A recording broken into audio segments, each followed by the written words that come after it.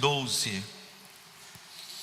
Diz assim a palavra: tendo Jesus nascido em Belém da Judeia, em dias do rei Herodes, eis que vieram uns magos do Oriente a Jerusalém e perguntavam: onde está o recém-nascido rei dos judeus? Porque vimos a sua estrela no Oriente e viemos para adorá-lo. Tendo ouvido isso, alarmou-se o rei Herodes e com ele toda Jerusalém. Então, convocando todos os principais sacerdotes e escribas do povo, indagava deles onde o Cristo deveria nascer. Em Belém da Judeia, responderam eles, porque assim está escrito por intermédio do profeta: e tu, Belém, terra de Judá, não és de modo algum a menor entre as principais de Judá, porque de ti sairá o guia que há de apacentar meu povo Israel. Com isto, Herodes, tendo chamado secretamente os magos, inquiriu deles com precisão quanto ao tempo em que a estrela aparecera.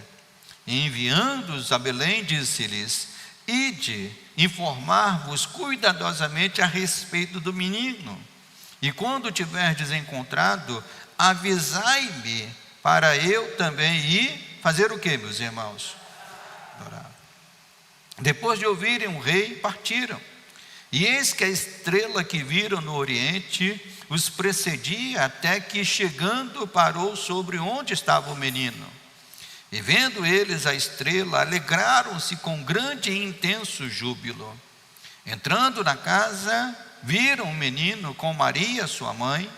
Prostrando-se, o adoraram, e abrindo os seus tesouros, entregaram-lhe suas ofertas: ouro, incenso e mirra. Sendo por divina advertência prevenidos em sonho, para não voltarem à presença de Herodes, regressaram por outro caminho até a sua terra. Somente até aqui, amado Deus e amado Pai, Senhor, nos instrui através da Tua palavra e nos mostra, Senhor, as verdades que permanecem, ó Deus, sempre, ó Deus, independente da época, independente, ó Deus, do lugar, as verdades que o Senhor quis nos transmitir, e essas verdades que precisam ser relembradas, revividas pelo Teu povo nos dias de hoje. Por isso, Senhor, nos instrui através da Tua palavra, para que possamos fazer o mesmo que fizeram nossos irmãos do passado: adorar ao verdadeiro Rei, que é Cristo Jesus. Ô Pai, fala conosco, no nome santo do Senhor, amém e amém. Os irmãos podem assentar. O título da nossa palavra nesta manhã é Natal, verdades que permanecem, verdades que permanecem. Meus irmãos, Papai Noel é um intruso nas celebrações natalinas. Um intruso para o qual muitos abriram e continuam abrindo as suas portas de suas casas por décadas. Mas, se pudéssemos voltar no tempo, viajar no tempo, e darmos um salto no tempo para trás de 225 anos, se a gente desse um salto para trás de 225 anos, nós cairíamos em que anos? Que ano, meus irmãos? Em que ano que nós cairíamos? Quem é bom de matemática aí? 225 anos para trás, cairíamos no ano de 1800, né? Seria o ano de 1800. Então, imaginemos que chegamos ao ano de 1800. Como seria a celebração de Natal nesse ano, no ano de 1800? Certamente, ela seria totalmente diferente da celebração dos dias de hoje. Naqueles dias, a celebração de Natal, segundo alguns historiadores, era muito diferente. Era uma celebração que tinha ainda tem, né? Mas era algo que marcava mais ainda. Tinha muitas bebidas, era uma festa de ruas. E Papai Noel, se você chegasse em 1800 e perguntasse: cadê o Papai Noel?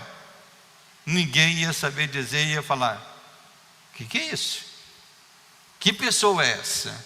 Porque Papai Noel não existia até então, da forma que nós conhecemos em 1800. Natal com Papai Noel, da forma que nós conhecemos, surgiu mais ou menos, né, em Nova York. Surgiu em Nova York a partir de um poema que foi publicado. Olha como que as coisas às vezes começam pequenas e depois tomam proporções que a gente nem consegue calcular. Então, hoje a gente vê a celebração de Natal e fala assim: como é que isso começou desse jeito, né?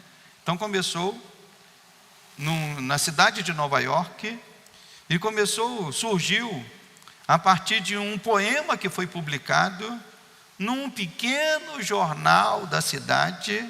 E esse poema, ele tinha o seguinte título: Uma Visita de São Nicolau. Uma visita de São Nicolau, né? São Nicolau é um santo celebrado pela Igreja Católica, em que ele teria vivido, né, num país nórdico. E ele é retratado como um bom velhinho, mas um bom velhinho até então não com essas características que nós conhecemos. Então, esse poema chamado, né, Uma Visita de São Nicolau, que foi publicado nesse jornal, ofereceu aos leitores desse jornal o modo e os personagens que iriam fazer parte do Natal dali para frente.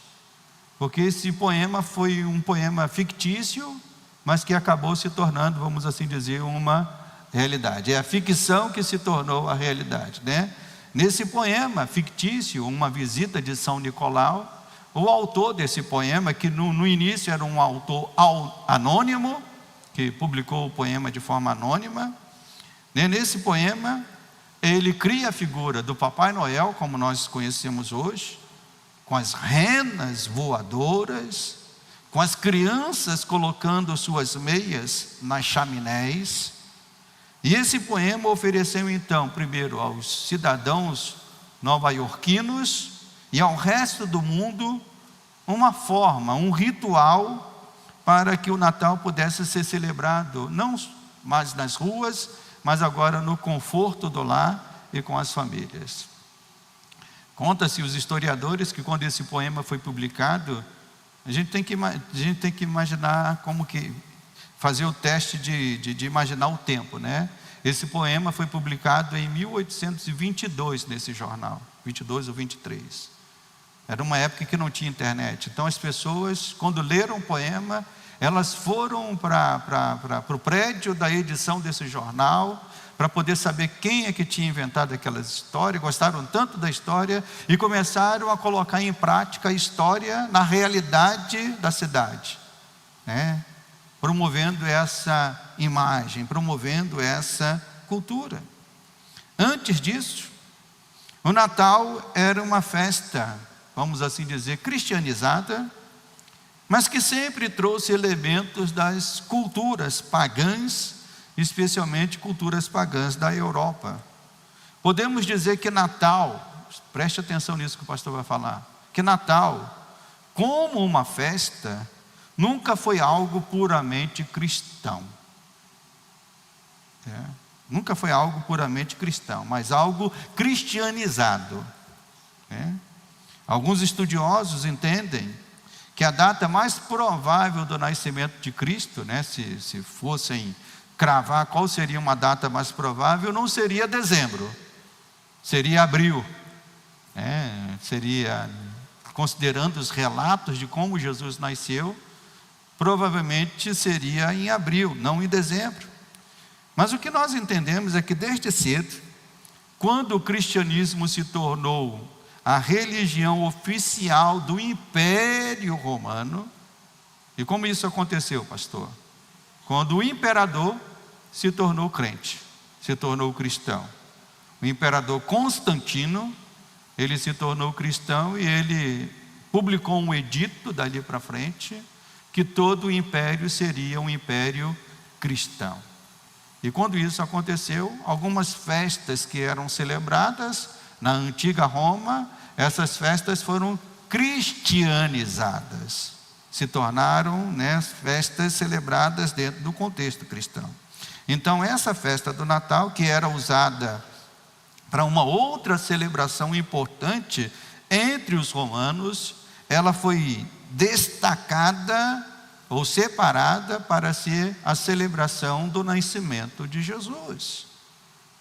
E alguém pode dizer: mas não vamos celebrar então nesta data. Aí a pergunta é: então vamos celebrar em que data? Se ninguém sabe. Eu costumo sempre dar o exemplo aqui, quando alguém diz assim, e a gente conhece pessoas que falam assim: eu tenho 2 datas de nascimento.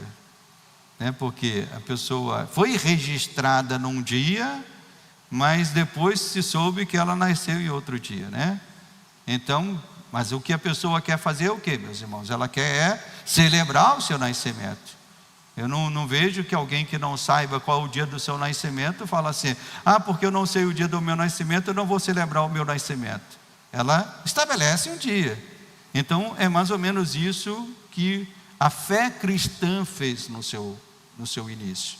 Não sabendo a data precisa com a qual Cristo teria nascido, se destacou então o dia 25 de dezembro para ser. Então, desde então, a igreja celebra o Natal, aproveitando-se desta data para quê, pastor?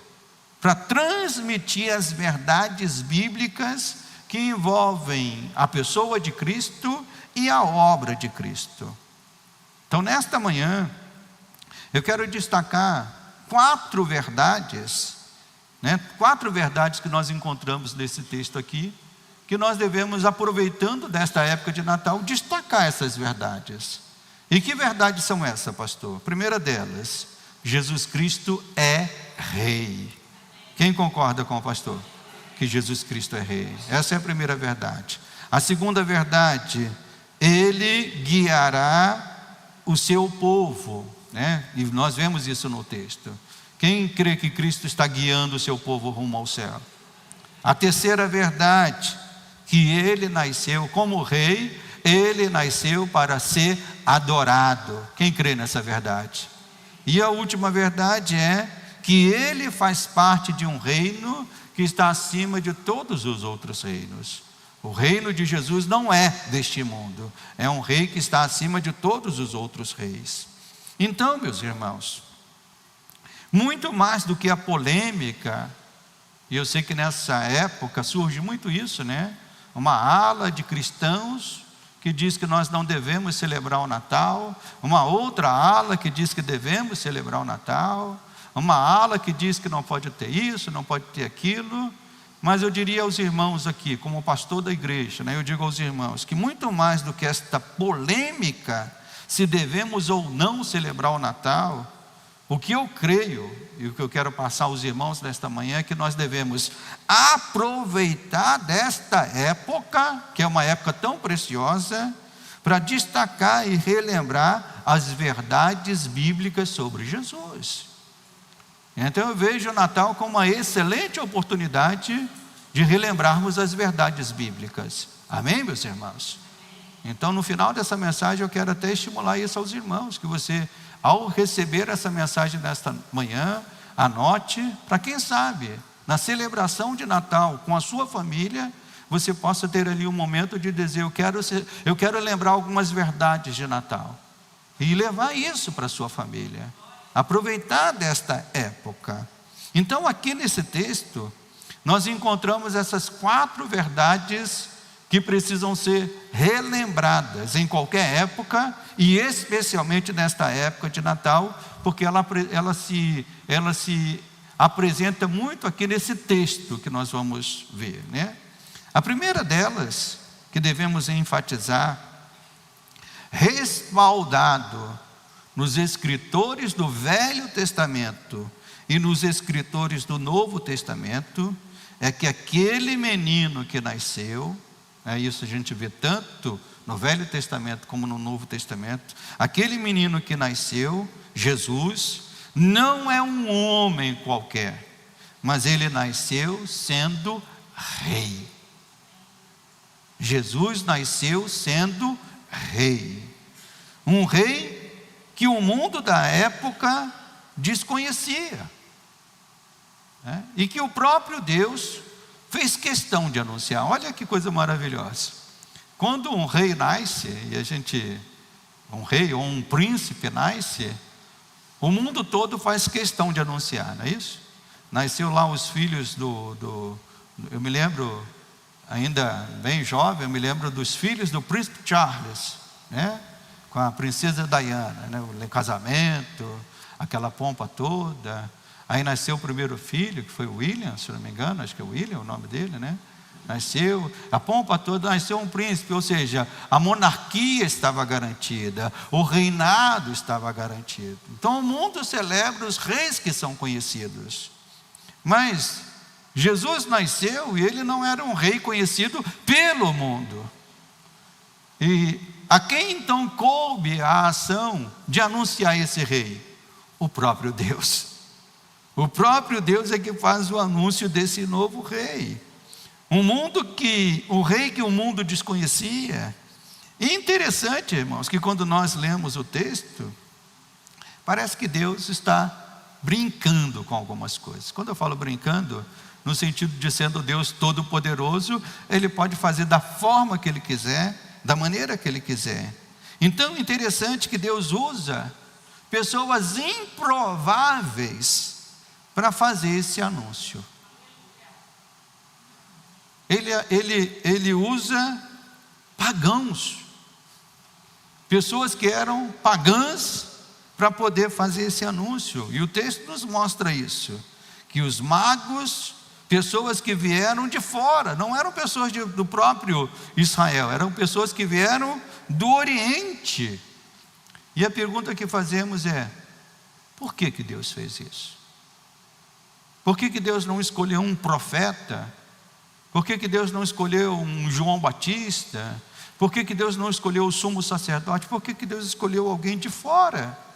Magos que pudessem fazer esse anúncio. E o termo correto aqui, quando se fala de magos, né, a gente vê aqui no texto, em algumas traduções bíblicas, até tentaram suavizar esse termo, ao invés de colocarem magos, colocaram sábios, mas os tradutores mais, vamos assim dizer, mais corretos, sempre entendem que a palavra é magos. E esses magos, naquela época, na verdade, eram astrólogos pagãos, que na época do nascimento de Jesus, eles eram respeitados, vamos assim dizer, por suas previsões e adivinhações no mundo greco-romano. Então os astrólogos, diferentemente de hoje, naquela época em que Jesus nasceu, eles eram pessoas reconhecidas por suas previsões que faziam. E uma dessas previsões, bem comuns naqueles dias que eles faziam, eram a respeito de quedas e a ascensão de reinos. Então, quando um astrólogo ou um mago surgia para poder fazer uma previsão, e especialmente uma previsão sobre um rei que seria levantado, ou um rei que iria cair, todo mundo prestava muita atenção nisso, né? Então, o que podemos entender é que Deus usou um conhecimento cultural e disseminado entre os povos daquela época para trazer a sua mensagem. Deus se aproveitou do que já existia. Deus se aproveitou da cultura que já existia. Deus se aproveitou do modo que já existia para poder anunciar o rei. O novo rei chegou. E essa era a mensagem que os magos trouxeram. Mas só que havia um detalhe. Eles vieram anunciar um novo rei numa cidade que já tinha um rei. Isso é um problema. Como é que eu vou anunciar um novo rei numa cidade que já tem um rei? Na Jerusalém daqueles dias, já havia um rei e um reino, ainda que esse reino fosse um reino limitado. Era um rei reconhecido e permitido pelos romanos como um reino, né? Vamos voltar aqui ao texto, né? Diz assim: tendo Jesus nascido em Belém da Judéia, e o próprio Mateus faz questão de dizer, em dias do rei Herodes, eis que vieram os magos do Oriente a Jerusalém. Então já havia um rei. E como eu acabei de usar aqui como um exemplo da monarquia britânica, se um rei tem que nascer, ele tem que nascer dentro de uma família real, né? Então, naqueles dias já havia um rei, Herodes. E se algum futuro rei iria nascer, teria que ser filho de quem, irmãos? Tinha que ser filho de quem, igreja? Filho ou neto de Herodes. Só que um detalhe: Herodes já era muito velho e não teve nenhum filho dele que tivesse nascido naquele dia. Então, imagine o alvoroço que isso criou. É como se chegasse na Londres de hoje, chegasse um grupo lá, na Londres de hoje, parasse no Palácio de Buckingham. Eu estive lá quando fui visitar Londres, quando fui estudar lá. Eu fui ao palácio 3 vezes, pelo lado de fora.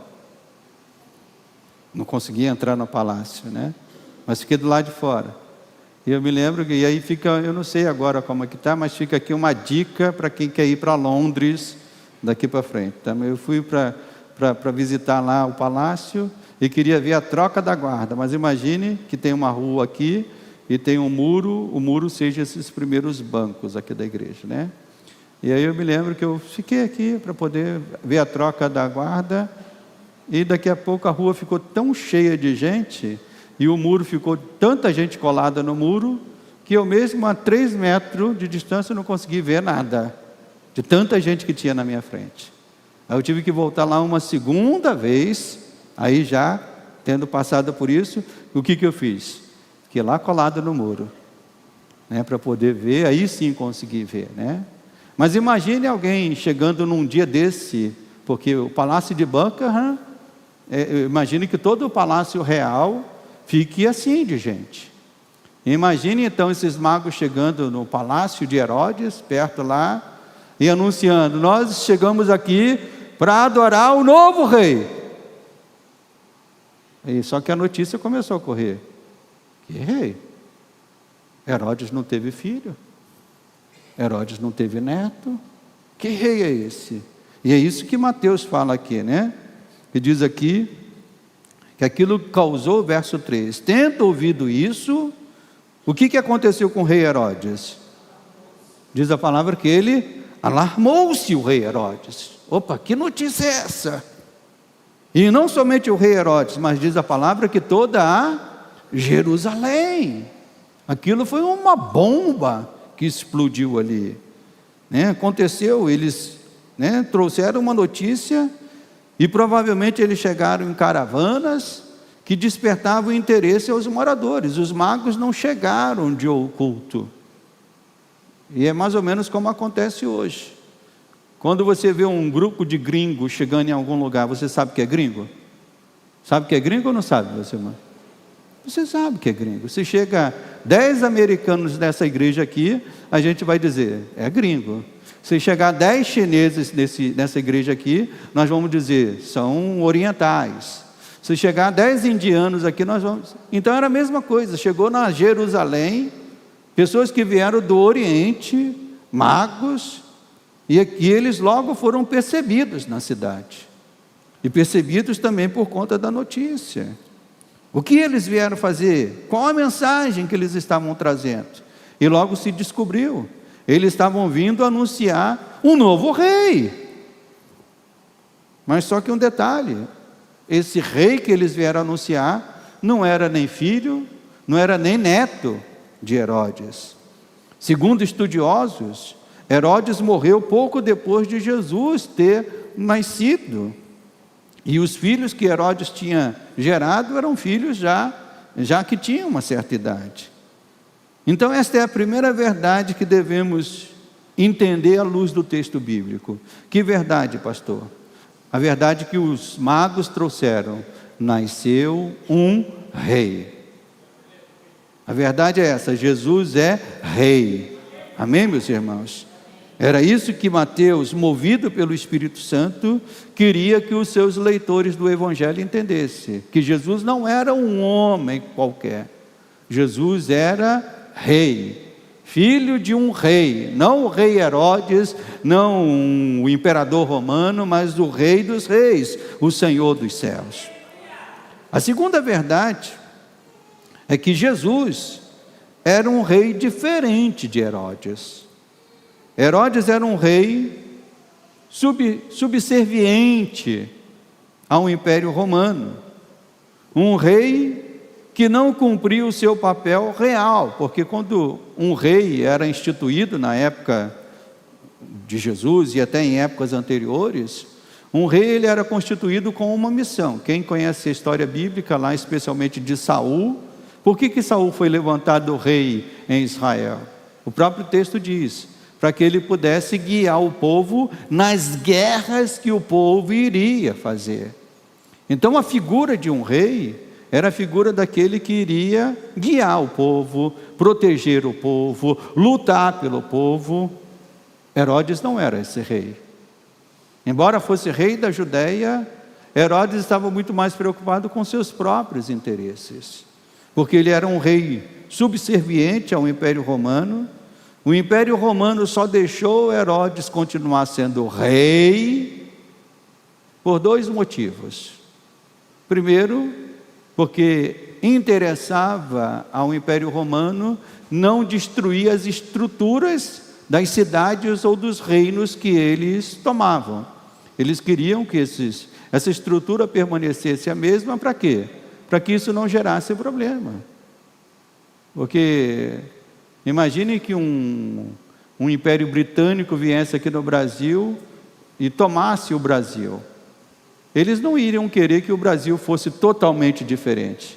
Eles iriam querer que o Brasil permanecesse o mesmo, contanto que, aí vem a segunda coisa, pagasse os seus impostos direitinho. E era isso que o Império Romano queria, e Herodes fez.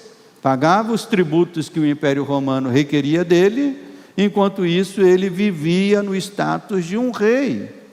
E Herodes era um rei, irmãos, que obviamente, que sendo rei, ele conhecia a cultura do reino do qual ele reinava.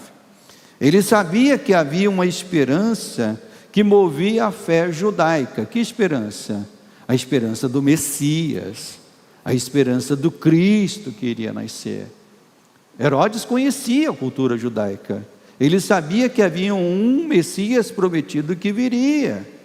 E por conta disso, é que o texto diz que ele foi buscar com precisão. Espera aí, esses magos estão vindo aqui, esses astrólogos estão vindo aqui, anunciar que um novo rei está chegando, mas eu sei que na fé judaica tem uma promessa que vai vir um rei, que vai vir um que vai guiar o povo. Então espera aí, o que Herodes fez? Chamou os principais sacerdotes, os escribas, aquelas pessoas que eram versadas nas escrituras do Velho Testamento, para dizer: me informem com precisão onde esse rei ou esse Messias haverá de nascer. E é isso que está aqui no verso 4. Então, convocando todos os principais e sacerdotes do povo, indagava deles onde o Cristo deveria nascer.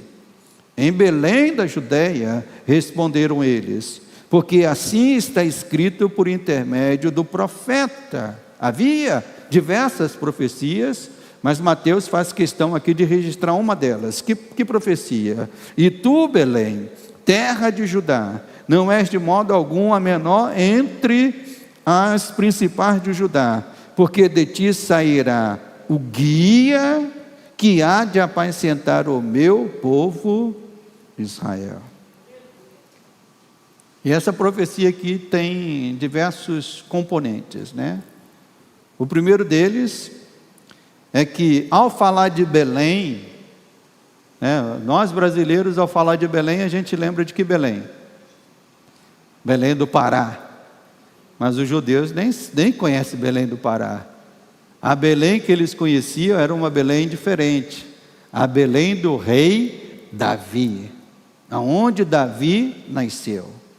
E se esse rei que vai apacentar Israel é de fato um rei, é de fato um descendente real, ele tem que nascer na cidade onde o rei nasceu, onde Davi nasceu. Então o primeiro elemento é que a profecia aponta para Belém, a ser a cidade onde o rei, o grande rei Davi havia nascido. Também, ao se falar de Davi, era uma esperança que estava no povo judeu, de que a monarquia que Davi estabeleceu, não a monarquia que Saul estabeleceu, mas a monarquia que Davi estabeleceu, essa monarquia ela fosse restaurada. Então era essa esperança que estava no povo. Então esse rei ele teria uma missão, guiar e apacentar o povo, como diz o profeta no finalzinho do verso 6. Ele sairá de Belém e terá essa missão, guiar, apacentar ao meu povo Israel. Herodes ouviu isto. E Herodes ouviu isso. E de forma reduzida, achou que Jesus faria isso na Jerusalém física. Mas o plano de Deus era muito maior. Então vamos imaginar o lugar de Herodes. Ele era o rei, era ele que dominava sobre a Judéia, sobre Jerusalém. E está ouvindo uma notícia que um novo rei está chegando. Um rei que vai assumir o trono. E ainda que isso não implicasse nele diretamente, mas isso implicaria em que? Na continuidade da sua família, exercendo o domínio sobre a Judéia. Então a reação de Herodes foi qual? Eu preciso eliminar esse rei. Eu preciso destruir esse rei. Jesus veio para ser rei do povo de Deus, mas Herodes estava pensando que ele seria um rei local, o rei de Jerusalém. Então por conta disso ele queria destruir. Mas então a segunda verdade que nós aprendemos aqui no texto, a primeira verdade, Jesus é rei. Então diga comigo, Jesus é rei. E a segunda verdade, segundo o profeta e segundo o relato de Mateus, é que ele veio para apacentar o seu povo, para guiar o seu povo. Herodes pensou que seria o povo Jerusalém, mas nós entendemos que esse povo é a igreja de Deus. Somos nós, o povo de Deus, espalhado por todos os lugares e em todas as épocas. A terceira verdade que o texto também nos mostra é que esse rei que veio para guiar o seu povo, ele é digno de toda a nossa adoração. A palavra adoração aparece 3 vezes aqui nesse texto, Aparece 3 vezes. 2 delas associadas à intenção humana de adorar o rei. E uma delas com, de fato, a adoração acontecendo. Então, a primeira intenção é manifestada no verso 2. Diz assim, que os magos vieram do Oriente, chegaram em Jerusalém, e diz a palavra, e eles perguntavam, onde está o rei recém-nascido, rei dos judeus? Porque vimos a sua estrela no Oriente, e viemos aqui para fazer o quê, meus irmãos? Para o adorá-lo. Então a primeira intenção nós vemos manifestada pelos magos. E podemos dizer, irmãos, que o verdadeiro Natal consiste nisso, termos a intenção verdadeira de adorar o Rei Jesus todos os dias da nossa vida. Então, quando é que celebramos o Natal? Quando adoramos a Jesus.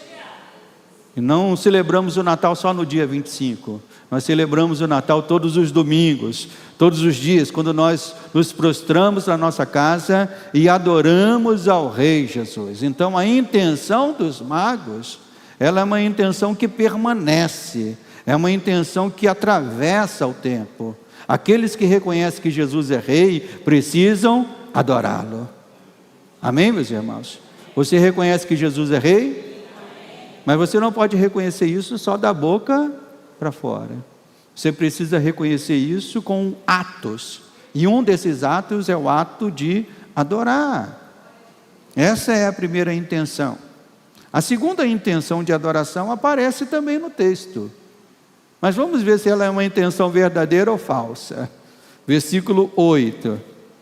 Diz assim: que Herodes, enviando os magos até Belém, disse-lhes: ide informar-vos cuidadosamente a respeito do menino, e quando o tiverdes encontrado, Herodes disse: avisai-me, para eu também ir fazer o quê? Aí eu pergunto, era isso que ele queria fazer? Era isso que ele queria fazer, igreja? Não. Era uma intenção que nós podemos dizer falsa. Era uma intenção que nós podemos dizer que era uma intenção da boca para fora. Infelizmente, podemos ver que muitos estão juntos com Herodes nessa intenção falsa de adoração. Pois pensam que adorar ao Rei Jesus é algo que pode ser feito apenas da boca para fora, sem o coração. E há muitas pessoas que fazem isso hoje. Nós estamos criticando Herodes, mas essa é uma crítica que cabe também nos dias de hoje. Note que Herodes estava onde? Qual era o lugar que Herodes estava? Ele era rei de que cidade? Da Judéia. E mais precisamente rei de Jerusalém. Mas mesmo sendo um rei da Judéia, sendo alguém em Jerusalém, sendo alguém que conhecia a história de Jerusalém, sendo alguém que conhecia as promessas de Jerusalém, mesmo assim, quando o rei chegou, ele não adorou a esse rei. Pelo contrário, quis matá-lo. E nós podemos dizer, irmãos, que isso também diz respeito a muitos que estão na Jerusalém dos dias de hoje. E qual é a Jerusalém dos dias de hoje? A igreja, de modo geral, que conhece as profecias, que conhece as promessas da palavra de Deus, mas que ainda assim não adoram ao Rei Jesus como Ele é digno de toda adoração. Amém, meus irmãos? Então essa intenção, uma foi uma intenção verdadeira e outra foi uma intenção falsa. E eu diria que essas intenções, elas estão acontecendo ainda nos dias de hoje. Quando pessoas entram na igreja para adorar o Rei Jesus como tem que ser de fato. E pessoas que infelizmente até entram na igreja, mas com uma intenção que não é verdadeira para adorar ao Senhor. Porque o adorador verdadeiro, irmãos, é aquele que faz como fizeram os magos. O que diz o texto, né? Houve duas intenções, mas uma delas, quando se esteve de fato com Jesus, ela aconteceu. Recentemente eu preguei uma mensagem aqui falando sobre o rei Herodes, no domingo à noite, e quem ouviu aquela mensagem vai se lembrar, né? Quando o pastor falou que Herodes teve a oportunidade de estar com o rei Jesus, né? Mas não quis adorá-lo de fato, né? Então aqui nós vemos, a verdadeira adoração, ela acontece quando, pastor? Verso 11 diz aqui, que quando os magos entraram na casa, viram o menino com Maria, sua mãe, e o que os magos fizeram, irmãos? Eles vieram com a intenção de adorar, mas quando eles viram Jesus, o que eles fizeram? Ficaram só na intenção? O que diz o texto? Que eles prostraram-se e adoraram ao Rei Jesus, né? Eles se prostrando-se, o adoraram e abrindo seus tesouros, entregaram-lhe suas ofertas, ouro, incenso e mirra. E eu pergunto, quais são os meios hoje pelos quais podemos ver Jesus? Os magos viram Jesus com os olhos, eles viram o menino, eles viram fisicamente Jesus. Hoje, nós não podemos mais ver Jesus fisicamente. Mas eu pergunto, como é que nós vemos Jesus hoje?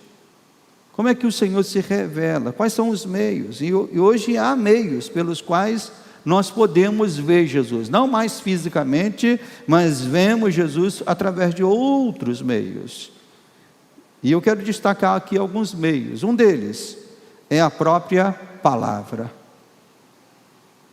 Quando nós ouvimos a palavra de Deus, nós estamos vendo o próprio Rei Jesus. O próprio Jesus advertiu diversas vezes que aqueles que quisessem vê-lo, ou reconhecê-lo, ou saber quem ele era, deveriam se voltar para onde, meus irmãos? Ele disse: voltai para as Escrituras, porque elas falam a respeito de mim, elas anunciam a mim. Quando os discípulos estavam entristecidos por conta da morte de Jesus, saindo de Jerusalém, indo para Emaús, Jesus falou isso para eles: vocês são tolos, nércios, não conhecem mais as Escrituras? Porque elas falam a respeito de mim. Então, ainda hoje, meus irmãos, nós temos esse poderoso meio de ver Jesus. Que meio, pastor? Quando nós nos submetemos à sua palavra. Então, nesta manhã, cada um de nós estamos vendo Jesus aqui. Vendo Jesus através da sua palavra. E ao vê-lo através da sua palavra, nós podemos e devemos fazer o quê? Nos prostrar e o adorar. Podemos ver Jesus também por meio dos seus feitos, das suas maravilhas, das maravilhas que ele tem realizado. Assim como nós não podemos ver o vento, nós sabemos a ação do vento. Quem é que vai dormir num dia e quando acorda, a varanda da casa está cheia de folhas, galhos mais secos, quebrados no chão? Mesmo quando você vê essas coisas, o que você fala? Essa madrugada ventou. Você não ouviu o vento de madrugada, estava dormindo. Mas você fala isso porque você está vendo os efeitos, as consequências daquele evento ter passado. Então nós podemos ver Jesus também, meus irmãos, por conta daquilo que ele opera, a operação que ele transforma, especialmente a operação que ele transforma nas nossas mentes e nossos corações. Se você quer ver Jesus, olhe para o lado, olhe para essa pessoa que está perto de você. Você que conheceu ele antes dele servir a Jesus. Você que sabe quem foi esse homem, quem foi essa mulher antes de servir a Jesus. E você vê ele hoje, um homem transformado, uma mulher transformada. Você vê isso por quê? Porque Jesus operou nesta vida. E ao vermos isso, nós podemos adorar. Então, mentes e corações transformados. É ele que opera os milagres em nossas vidas. Então, podemos ver Jesus quando nós vemos os seus feitos, as suas maravilhas. E eu pergunto, quem tem visto as maravilhas de Deus? Seja na sua vida, na vida de outros. E quando você vê isso, o que você tem que fazer? Repetir a atitude dos magos, se prostrar e adorar ao Rei Jesus. Uma terceira forma que temos de ver Jesus é através do seu corpo espiritual que ele formou e deixou. Que corpo é esse, pastor? A igreja. Os próprios apóstolos nos ensinaram que Cristo subiu aos céus, mas ele criou um corpo na terra. E esse corpo é a sua igreja. Nós somos membros deste corpo. Nós somos a igreja, somos o corpo de Cristo. Então os ensinos apostólicos trazem esta ênfase. Nós somos corpo de Cristo. E Paulo diz: o pé não pode brigar com a mão, a orelha não pode brigar com o nariz. Então todos nós fazemos parte desse corpo. Então ao olhar, quando você entra na igreja, quando você vê o povo de Deus adorando, celebrando a Deus, você está vendo Jesus. E ao ver Jesus, nós temos que repetir essas mesmas atitudes. Então, a adoração retratada por Mateus nesse texto, irmãos, é uma adoração que permanece. Então, qual é uma das verdades que o Natal traz para nós? Que aquele rei que veio guiar o seu povo, A terceira verdade, Ele é digno de toda a adoração. E não é uma adoração que parou no tempo, é uma adoração que continua até Ele voltar. Nós precisamos nos prostrar e adorar, né? Todos aqueles que perceberam quem Jesus era de fato, quando você lê os evangelhos, e nos evangelhos essa verdade aparece, que todos aqueles que encontraram Jesus e perceberam quem Ele era de fato, a Bíblia diz que esses faziam o quê? Se prostravam e adoravam. Sejam eles plebeus, sejam eles senadores, sejam eles centuriões, sejam eles quem fossem, mulheres, homens, quando reconheciam que era o rei, a Bíblia diz que eles se prostraram e adoravam. E assim também é hoje. Hoje há milhões e milhões de pessoas adorando a Jesus. E essas pessoas estão em diversas posições. São reis, são presidentes, são pais, são mães, são homens, são mulheres. Mas esse rei é digno de adoração. A quarta e última verdade que nós precisamos destacar, já falamos que Ele é rei, já falamos que Ele veio guiar o seu povo, que Ele é digno de toda adoração. Mas a quarta e última verdade é que esse reino do qual Ele faz parte, não é um reino comum. É um reino que está acima de todos os outros reinos. O texto nos mostra isso. Quando os magos trouxeram a notícia, nasceu um rei, o pensamento de Herodes foi o quê? Esse rei que nasceu, ele vai rivalizar comigo. Eu não posso deixar que ele cresça, porque se ele crescer, ele vai tomar o reino de Jerusalém, os meus filhos vão deixar de ser rei, os meus netos vão deixar de ser rei, então eu preciso eliminar esse rei. E foi isso que Herodes tentou. Do verso 16 ao 18, mostra aqui, que vendo-se iludido pelos magos, enfureceu-se Herodes grandemente e mandou matar todos os meninos de Belém e de todos os seus arredores, de 2 anos para baixo, conforme o tempo do qual com precisão se informara dos magos. Então se cumpriu o que fora dito por intermédio do profeta Jeremias. Ouviu-se um clamor em Ramá, pranto, choro, grande lamento. Era Raquel chorando por seus filhos, inconsolável, porque não mais existem. Imagine, irmãos, uma ordem real para se matar todas as crianças de 2 anos para baixo. Que terror, que crueldade. E essa crueldade, ela tinha uma razão de ser na mente de Herodes, já que aqueles magos não voltaram para me dizer precisamente quem era o menino, onde ele morava, qual é a casa que eu posso encontrar, eu vou tomar uma atitude drástica. Eu vou mandar matar qualquer menino que esteja em Belém, de 2 anos para baixo, porque ele entendeu que se matasse todos, ele estaria matando, entre esses todos, estaria matando quem, meus irmãos? O rei que iria rivalizar com ele. Mas o que Herodes não sabia, e que muitos ainda não sabem, é que esse rei é invencível. Esse reino é inabalável. Ninguém pode destruir esse rei. Ninguém pode vencer esse rei. Na época do Império Romano, isso foi um choque, Tentaram matar o rei Jesus. Mas isso não é da época do Império Romano apenas. Quando a gente vê a história bíblica, Nabucodonosor tentou destruir Deus e o seu povo. Outros reis, Dario, tentaram destruir. E ainda hoje, meus irmãos, persiste a perseguição. Os reis deste mundo Eles querem a lealdade para si. E por isso eles entendem que o Rei Jesus precisa ser eliminado.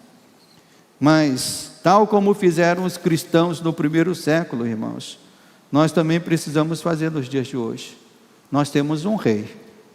Ainda que você seja um cidadão brasileiro, ainda que você seja um cidadão britânico, em que pague imposto ao rei britânico, pague imposto ao presidente brasileiro, mas acima desses governantes nós temos um rei. E a nossa lealdade é a esse rei. A nossa adoração é a esse rei. Então, os primeiros cristãos, os reis daquele mundo, os imperadores daquela época, cobraram dele lealdade. Cobraram deles adoração. Mas eles disseram: nós só podemos adorar a um Quírios, a um rei, a um César. E esse César é Jesus. Por isso a nossa expectativa, irmãos, sempre deve ser renovada. Ainda que tantas coisas queiram nos mostrar o contrário, nós devemos permanecer em quê? Em saber que esse rei, ele permanece reinando, e o seu reino é inabalável. Então a mensagem que nós vemos aqui no livro de Mateus, a mensagem do Evangelho de maneira geral, ela é surpreendente e estranha. Surpreendente, pois o rei que veio como um menino para guiar o seu povo ao seu reino, o céu, é algo muito maravilhoso, é algo tremendo, é algo inimaginável, mas ao mesmo tempo ela é estranha, pois ele não veio realizar isso com espadas, com cavalarias, com escudos, com lanças. A missão que ele cumpriu, esse rei, estranhamente, a Bíblia nos ensina que ele precisou morrer pelos nossos pecados. Por isso que o Evangelho nos surpreende e ao mesmo tempo causa estranhamento. Porque esse rei, ele não veio como outros reis. O Evangelho não é algo que se encaixa, meus irmãos, numa mente que se julga esperta demais, inteligente demais. Essas mentes não podem compreender o Evangelho. Os sábios precisam se humilhar. Os poderosos precisam se humilhar. Os orgulhosos precisam se humilhar. A alegria que salta das narrações do nascimento de Jesus, quando nós lemos as narrações dos evangelhos falando sobre o nascimento de Jesus, são narrações cheias de alegria, mas uma alegria que principalmente começa onde, meus irmãos? Onde que essa alegria começa? Na terra ou no céu? Começa no céu. Anjos declarando, anjos cantando, as estrelas brilhando, o céu está em festa. E é isso que Deus queria mostrar à terra, que a grande alegria do nascimento de Jesus não é uma alegria que começa na terra, é uma alegria que começa nos céus. É a alegria do próprio Deus, é a alegria do próprio Senhor. O céu estava controlando e observando tudo, usando os magos, brincando com as estrelas, fazendo os anjos cantando. E a gente, quando lê essas histórias, a gente fala assim: parece que nem é real, mas é real. O céu estava cheio de alegria, anunciando a vinda do Salvador. E eu gosto muito das últimas frases que o autor Chesterton colocou no seu livro Ortodoxia, né? Um livro maravilhoso, sensacional, difícil, é um livro difícil, porque Chesterton é um autor muito irônico, então quem não lê com esse elemento da ironia não compreende a leitura dele, né? E no final do seu livro, Ortodoxia, usando dessa ironia, ele sugere, né, que este é o grande segredo do cristão. Qual é o grande segredo do cristão? A sua alegria. E uma alegria que ele escreve dizendo: havia uma coisa, isso palavras do próprio Chesterton, né? Havia uma certa coisa que era demasiado grande para Deus nos mostrar quando Ele pisou sobre esta nossa terra. E Chesterton diz: às vezes imagino que era a sua alegria. Deus estava alegre ao pisar nessa terra. A alegria brota dos céus, a alegria jorra dos céus. E quando a gente canta: nasceu o Salvador, nasceu o Redentor, o Eterno, a gente nem chega perto da alegria dos anjos cantando esse coral. Amém, meus irmãos? Então, o Natal é uma festa de alegria. A alegria invadindo a terra. A alegria vinda dos céus e invadindo a terra para transformá-la. E quando Deus fez isso, irmãos, Ele subverteu tudo. Deus, como sendo o Senhor poderoso, Ele pode subverter qualquer coisa. Deus não é subordinado às coisas. Ele é o Senhor das coisas. E sendo o Senhor das coisas, Ele pode subverter cada uma delas. Então Ele subverteu as alegrias pagãs. Ele subverteu, as crenças pagãs, mostrando que a sua alegria era superior a todas as outras alegrias. Felizes, bem-aventurados, agraciados, afortunados são aqueles que foram alcançados por esta grande alegria, que começou de uma maneira discreta, simples, até mesmo pobre, mas que aos poucos foi cobrindo a terra, foi cobrindo os países, foi cobrindo todo o globo. E essa alegria de Deus, ela está se espalhando pelo mundo, se espalhando por toda a terra. O mundo tenta corromper essa festa chamada Natal. E tenta corromper de que maneira? Cantando Jingle Bell, Jingle Bell, Jingle Bell. Mas a igreja de Deus tem que se levantar e cantar de forma correta, adorando, dizendo: nasceu o Salvador, nasceu o Salvador, o eterno Pai do céu, seu Filho o mundo deu. Então a igreja vai permanecer cantando e adorando ao verdadeiro Rei. Então o que é Natal, pastor? Natal, se eu tiver que responder de uma maneira sucinta e simples, eu digo: Natal é ouça isso, Natal é o transbordar do amor e da alegria de Deus, enchendo toda a terra. E nós somos os afortunados, os agraciados, porque estamos fazendo parte dessa grande alegria. Então, como é que devemos celebrar o Natal? Primeiro, reconhecendo que é uma oportunidade para anunciarmos estas verdades.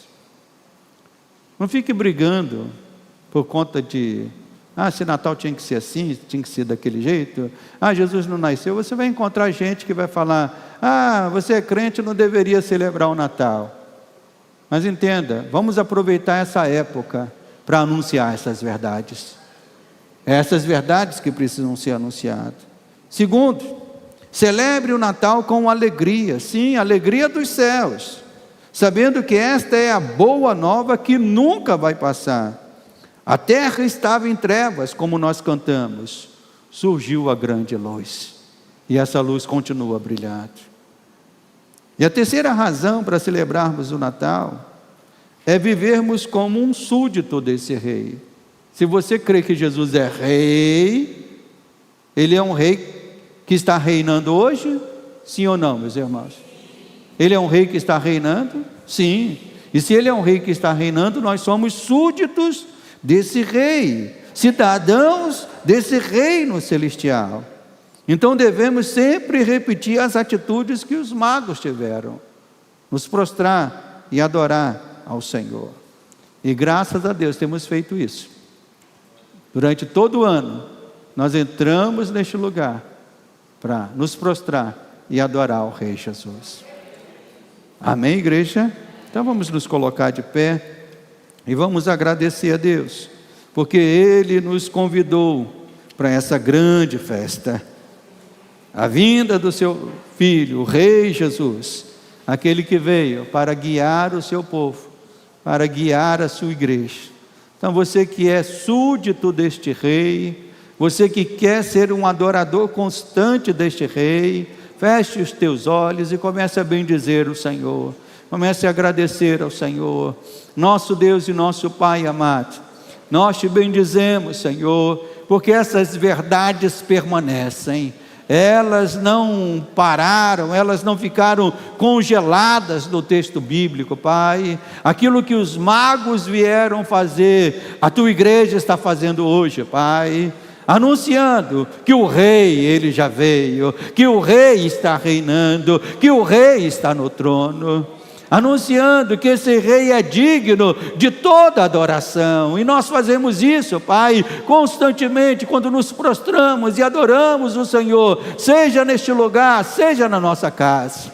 Cremos também que esse Rei, Ele veio para guiar o seu povo, Senhor, e o Senhor tem feito isso, guiando a sua igreja, despertando a tua igreja, mostrando que em breve o Senhor voltará para estabelecer o teu reino de forma visível, Pai.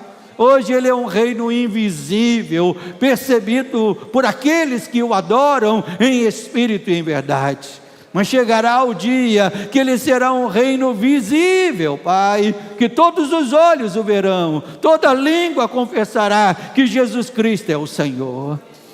Meu Pai, e esse reino é um reino inabalável, é um rei que os reis da terra, ainda que se juntem todos, não podem contra o Rei que é Cristo Jesus. Por isso a tua igreja pode caminhar segura. Nós fazemos parte de um reino inabalável, nós adoramos ao Rei que é invencível, aquele que tem permanecido no trono e que vai permanecer para todo sempre. Por isso, Senhor, recebe a nossa adoração, que possamos celebrar o Natal, Senhor. Pai, nesta semana que vai entrar, será uma ótima semana para celebrarmos o Natal. Mas para aqueles que são verdadeiros adoradores, o Natal não acaba no dia 25, ele continua. Temos motivos para celebrar, temos motivos para adorar todos os dias do ano, e é isso que nós vamos fazer, no nome santo de Jesus. Amém e amém. Amém, igreja? Amém. Então que você esteja preparado para celebrar o Natal. Semana que vem teremos a cantata de Natal, e eu quero que os irmãos estejam aqui com essa mentalidade. Ele é Rei, e é digno de toda a adoração. E nós adoramos esse Rei de verdade, de fato e de verdade. Estenda suas mãos. Amado Deus e amado Pai, se temos chegado ao final desta reunião, leva-nos agora, guardados, abençoados. Nos concede um bom final de manhã, uma tarde abençoada, e queremos estar de volta aqui logo mais, para adorar o Senhor mais uma vez. Leva o teu povo, Pai, em Cristo. Amém e amém. Que Deus abençoe a todos. A juventude fez aquele... Então tá. Logo mais temos a cantina da juventude. Venha preparado para ajudar a juventude.